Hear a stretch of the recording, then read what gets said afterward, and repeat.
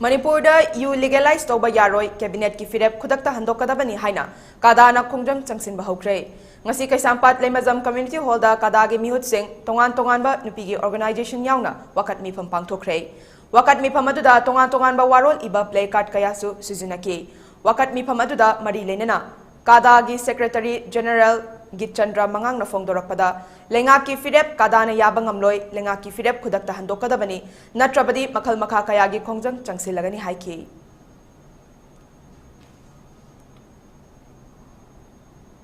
amdo pot khidima khoi legalize tawgadra khudam on have the drug hojik phok thingmang amde masi legalize tawtho phagadra adagi mo akhoi gi corruption thingmang amde masi legalize tawtho phagadra adagi akhoi gi prostitution sisu khoi thingmang amde